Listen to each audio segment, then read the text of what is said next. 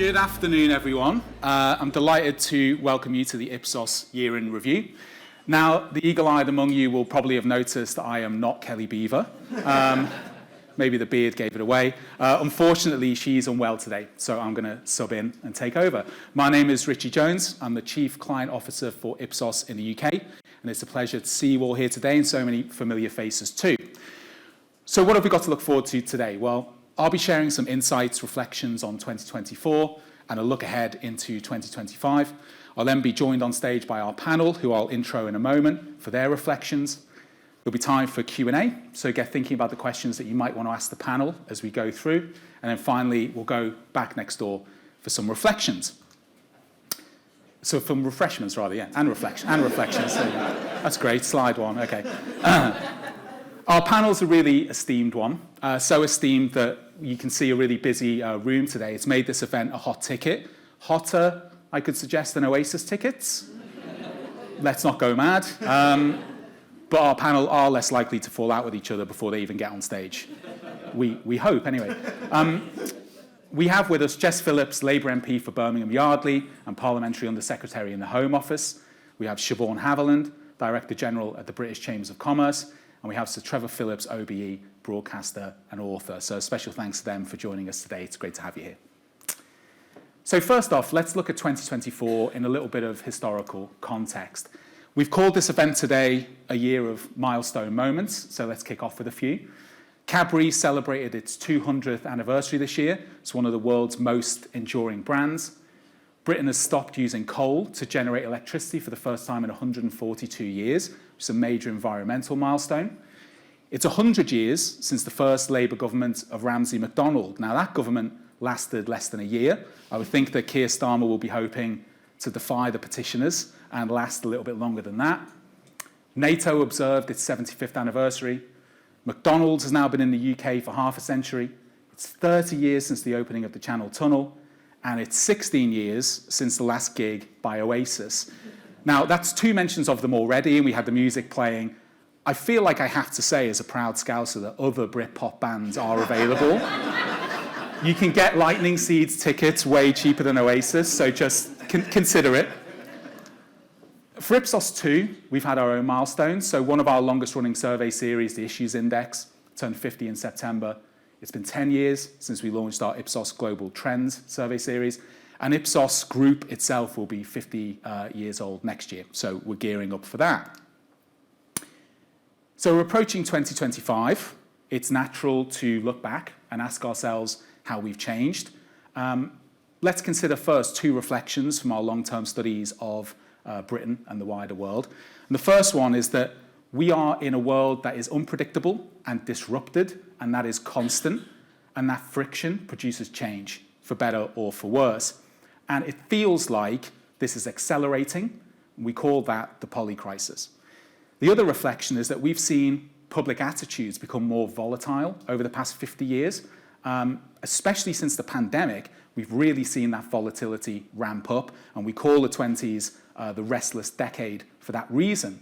So you have the constant change and friction, you have the volatility of public attitudes, and those two trends are inevitably interlinked. They ramp each other up, they encourage each other, and that's what we're seeing. So it's worth us taking a longer-term view and try and put our current moment in a little bit of context to make sense of this. So I mentioned the Ipsos Issues Index a moment ago. For 50 years, we've asked a sample of British people each month what they see as the biggest issues facing the country. So when we started this in the 70s and then into the 80s, we had the winters of discontent. People were concerned about inflation, about unemployment. They were the key preoccupations.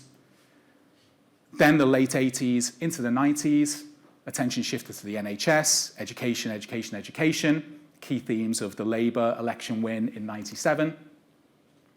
And then for the first decade of this century, you can see the impact of 9/11. You see defence, you see crime coming to the fore. Then we had the second big shock of the century, the financial crisis, that focused public opinion back towards the economy again. Then we became preoccupied with control. So concern about immigration became much more significant in this period. And of course, as we got to 2016, concern about Brexit took over. And then probably the defining moment of our age, at least so far, COVID, signaled the start of the 2020s. Just a few years later, we saw the biggest surge in inflation since the 80s. And then finally, where we are today, which essentially, I'm no expert, but that's a lot of lines, all very closely packed together. But you can see it's more mixed. Inflation, immigration, public services, they're all vying for public concern. They're all interlinked. So that's a very volatile and unpredictable mix that we've got there. That's the polycrisis in action. So let's dip into a point of time. Let's look at 10 years ago. Even 10 years ago, the world was quite a different place. If you're struggling to place 2014, it was the year of the Ice Bucket Challenge. Given the way water bills have gone up, I don't think we're going to see that make a comeback, cost a fortune. But even a relatively short time ago, the country was different, right? We weren't as connected digitally. We had a pretty healthy level of growth. Really depressingly, 2014 started as the UK-Russia year of culture, but then Russia invaded and annexed Crimea, and we unsurprisingly suspended that. So even 10 years ago, things were really different, weren't they? Or did they? So we often say at Ipsos, change is overrated. So some things remain very familiar. So for one thing, we're still talking about immigration. Nigel Farage was making gains with UKIP on the back of that back in 2014. There remains significant unrest in the Middle East. In 2014, we saw fighting between Israel and Hamas. We saw the rise of Islamic State. And then a little more frivolously, the England men's football team hadn't won anything then. They haven't won anything now. To use the correct parlance, in 2014, they were dumped out of the Brazil World Cup in the group stages. It was a rough watch. We've seen Gareth come, we've seen Gareth go. Now we've turned to a German to help sort it out. But really, the years of hurt counter was ended by the Lionesses when they won Euro 2022 with a Dutch coach. So we have an uncertain world. It's one that's changing rapidly, so it's no surprise that nostalgia is on the rise. People looking to the past rather than looking to the future for comfort, for community. Almost 2/3 of British people want Britain to be the way it used to be. That's the highest score since we started asking that question in the 90s. The 90s? Yes, Oasis again. Our Ipsos Iris online tracking found that Ticketmaster website managed 56 million views on the day that the announcement was made. That's massively higher than usual. And it's worth saying, while we're on the topic yet again, Oasis were considered to be a nostalgia band in the 90s when they first came out, as a throwback to the 60s. So you could argue nostalgia has always been part of our cultural life, but it's definitely on the rise. Okay, so that's the longer-term context. Let's bring it up to date. What about 2024 specifically? So I think overall we can probably agree it's been a difficult year for many. It's a difficult time for our health and for the health service. The ONS data tells us that life expectancy has declined versus a decade ago. There's been a collapse in faith in the NHS. When Wes Streeting says the NHS is broken, 2/3 of Britons agree with him. And people are so concerned that some of them are treating themselves rather than go to their GP or go to a hospital, which is not a state of affairs that any of us would like. It's also been a difficult time for our working lives. So this is the polycrisis in action. Long-term sickness is driving economic inactivity. That's a significant concern for the government on two fronts.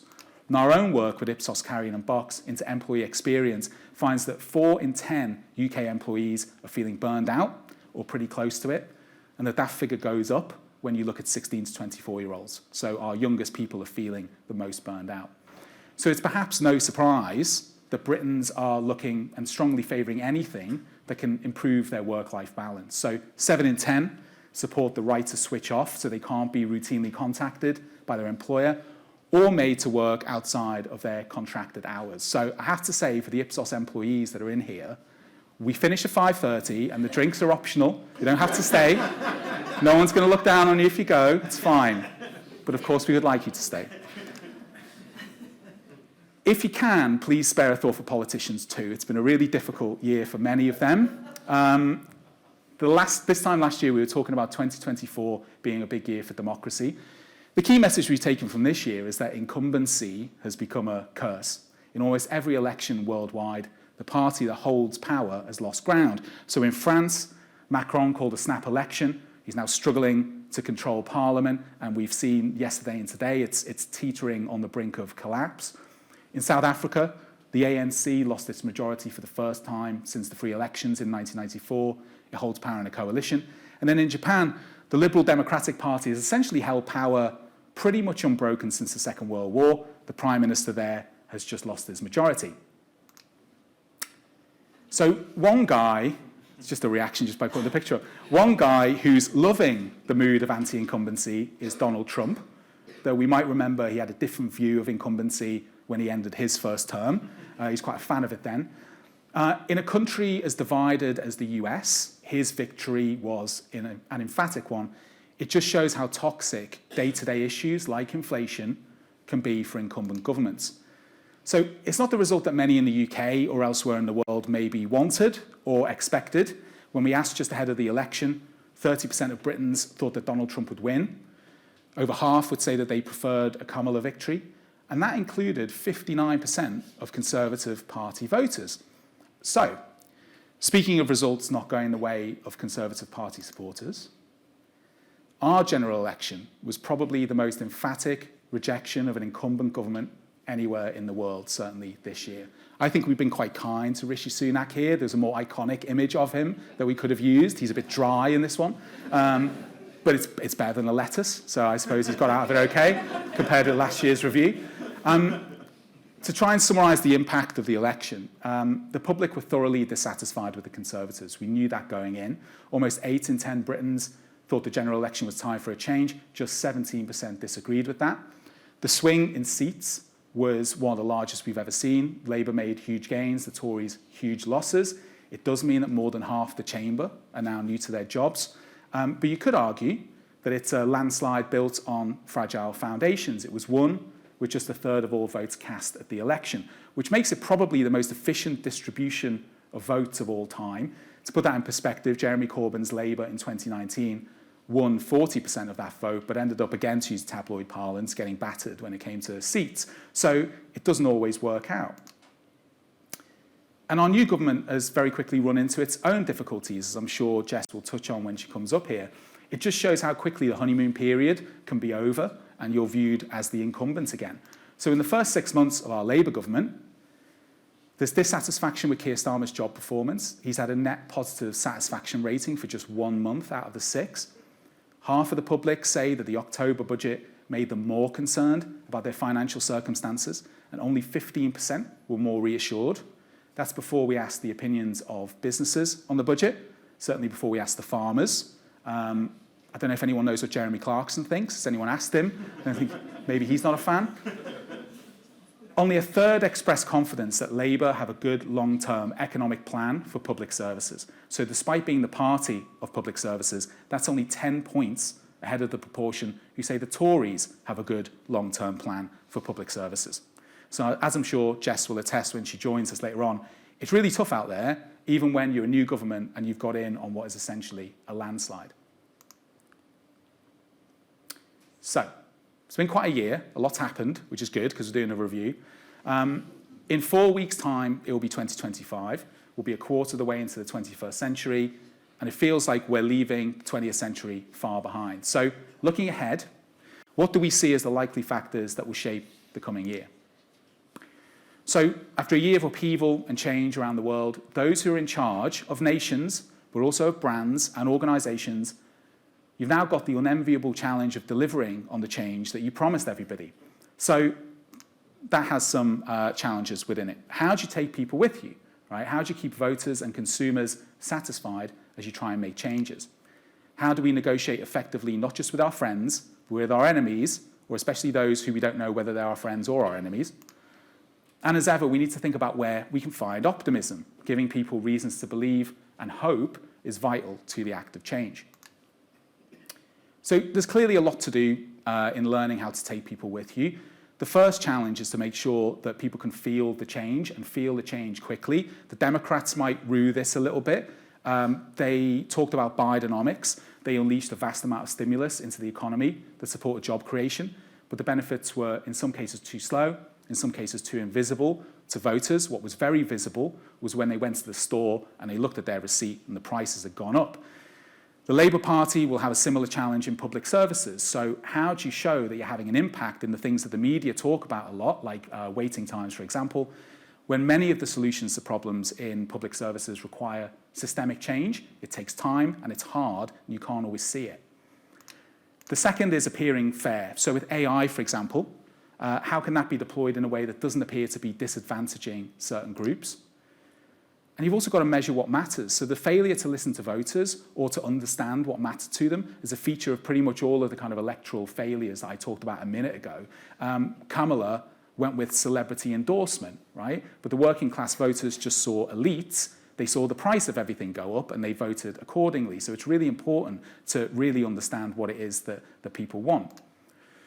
So we saw this in the US, we're seeing it here in the UK as well. Despite positive macro signals, consumer confidence remains a lot more fragile than we think. So we had a few months of relative positivity after the election.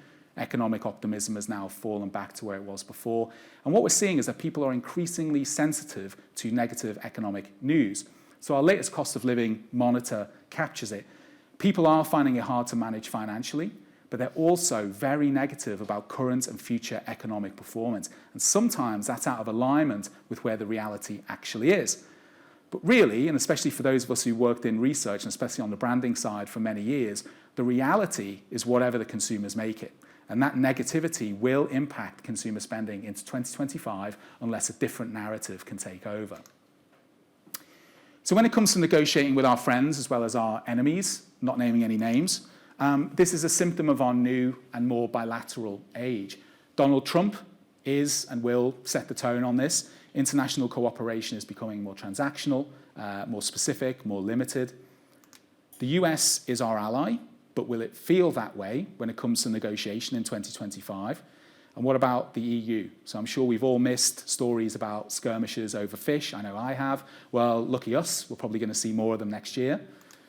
So to borrow a phrase from someone, the art of the deal is going to become even more important, especially when you're sitting opposite somebody you don't necessarily like.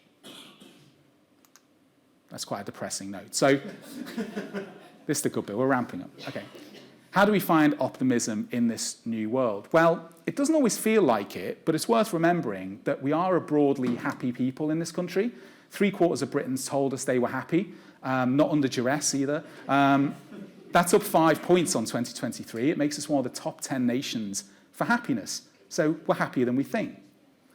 Another sign of improvement is that trust is on the rise as well. So we do the Veracity Index every year. And the big winners this year were interesting. The average person in the street, trust has gone up in them. That's a really important bellwether of things like social trust. Do you trust somebody that you come across in the street? I guess it depends which street and where it is. But that's gone up. Good news for Siobhan, trust in business leaders is going up. Good news for Trevor, trust in journalists is going up, although that's quite a low base. Unfortunately, Jess, there's no good news here for you. Just 1 in 10 trust politicians to tell the truth, which is the same as last year. One other surprising beneficiary are estate agents. They saw public trust go up by 9 points since last year, although still only a third trust them to be truthful. I've had mixed experiences myself. Another important thing to remember comes from our Be Distinctive Britain report, which we published with our partners JKR and the British Chambers of Commerce a few weeks ago. And in that, we found that Britain is instinctively a bit of a glass half empty nation. We tend to be a little bit pessimistic, a little bit moany. We also tend to underestimate ourselves. And we could maybe be more intentional in looking at the glass as being half full. There are reasons to be cheerful. We're still viewed well externally. We're expected to be a positive influence on the world in the next decade. Britain's brand continues to be a positive for businesses too. So Brand Britain helps our brands grow abroad. So exporting has got a great effect. And there's still a real appetite at home for buying British as well. So there's good news there. Another theme from that report is that culture is our superpower. It's an area where we really punch above our weight. So our actors, our authors, our media personalities represent the country. They shape global culture. Our musicians are globally successful. This is the last time I'm going to mention Oasis. Well, you kind of got to hand it to them. But I've heard there are younger artists, Ed Sheeran, Harry Styles, Charlie XCX, something called Brat Summer, which Sorry, Siobhan, I'm not even going to pretend that I know what it is. And as I said beforehand, it's over now, so I don't need to learn it. But it was a big deal. Despite what we think, we do actually excel in sport. So Team GB at the Olympics and the Paralympics did really well. If we think about the Premier League, it is the premium global brand in the world's biggest sport, and it reflects well on us. And our institutions, whether that's the British Museum or the royal family, they have their own challenges going into 2025, but they're world famous, they're synonymous with our culture. So we found in the report that Britain is seen as unique, it's seen as distinctive, and crucially, it's seen as witty, and it's what we called in the report tradition with a twist. That can be a powerful position, which can help us ride out the next few years in what is a turbulent world. So to sum up, we can expect more turbulence and we can expect more change. It's not going away. If anything, it might increase. Seems a bit trite, but not all change is bad. It can be an opportunity to grow, but we need to take people with us and understand the kind of change they want. And then finally, end on a little bit of an appeal. We love to make New Year's resolutions. 62% of Britons told us that they'll be making some in 2025. We love to not keep them. Fitness First pretty much bin my membership application every year because I never turn up. But perhaps we can agree to go into 2025 at least thinking about this question. What can we build, improve, or remake in 2025 to be of benefit to each other? Thank you for listening.